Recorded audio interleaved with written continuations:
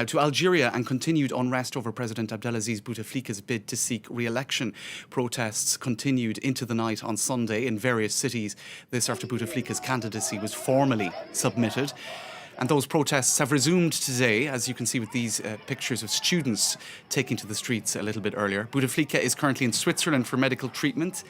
Indeed, his protracted health issues have angered many in Algeria who say he is simply not fit for a fifth term. In a bid to calm those concerns, his campaign chief has released a letter. In it, a promise that if re-elected, Bouteflika will call new elections after 1 year. Now, that's unlikely to appease protesters. Douglas Herbert, our international affairs commentator, is in the studio. Good afternoon, James.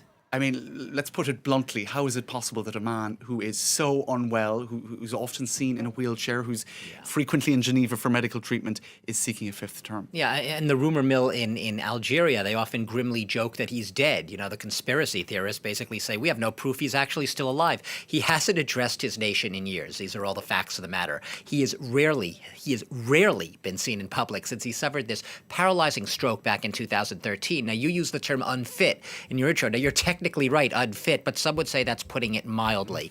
And yet you do have this almost surreal disconnect between the physical state of the man and the fact that, as you said, he is running for, announced he's running for a fifth presidency. Look, there's one part dignity in here, his own honor. He himself has said, nothing but death or disease will prevent me from running again. He sees himself as the man who restored stability, modicum of, stability to Algeria after years of civil unrest back in the 90s. He wants to, when he does exit, he doesn't want to do so because he was chased from power by some rowdy new upstart generation. He wants to do so with dignity on his own terms. But also, there's the reality of the system in Algeria. It's made up of all of these vying clans, both military and political clans and business lobbies, so those pillars, so to speak, economy and social and economic. And they basically are the ones a lot of people say are just pulling the strings. They're the ones really governing on a day-to-day basis. A small group, but they are the ones at the top of that echelon of power. And it's in their interest that he remains, because if he goes, they presumably could go too, and there could be consequences for them, i.e. perhaps jail sentences and prison terms,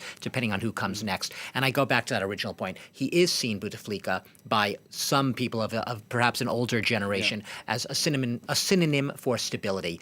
You know, anyone of a certain age in Algeria knows that back in the 90s there was not just civil unrest, but raging fights between the government and the Islamist forces at the time that killed 100,000 at least by a small count. And that only decades after the War of Independence. Exactly. It's a country that's had huge instability. And he's still seen by some as the man, as bad as he is. He may be on the point of death, as you say, but at least he brought stability to us. Right. He deserves a dignified exit. Right, and people remember him fondly for his role in independence and whatnot. Now, it's the protests that we're seeing. They're the biggest in generations.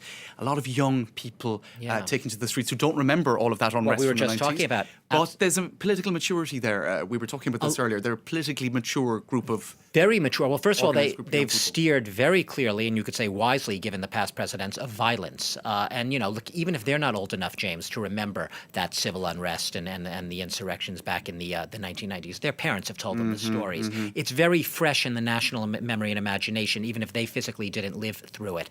There's just a sense of weariness and fatigue, and you listen to the people our reporters have spoken to out there. Everyone basically says it's a humiliation. It's an insult to us. It's a slap in the face that they're still out there. And remember, Bouteflika, he did restore stability. There was a time when the oil prices were high. He also helped build a middle class. Economic and social progress. He's almost, you could say, shot himself in the foot by creating... they're running out of... The money isn't there as The money it was, isn't there right? anymore, but he's created effectively this new generation of young, upwardly mobile, if you will, but just nowhere to go because the possibilities aren't there. The economy is now hemorrhaging again because the oil prices are down. At the end of the day, you have the new technologies. We've talked about this in the Arab Spring, but at the end of the day, internet, social media have played a big role bringing people together, helping coordinate these protests. It's a new generation that isn't going to go away. These protests I do not see just sputtering out, fizzling out in the next few days. Douglas Herbert, thanks so much for that. And of course, one big protest being organised for Friday. Next Friday. Coming from the Wilaya, which are like I suppose, the districts of Algeria towards the capital city. Could be the big one, It's James. likely to build this week. Absolutely. Now, rescue workers in the United States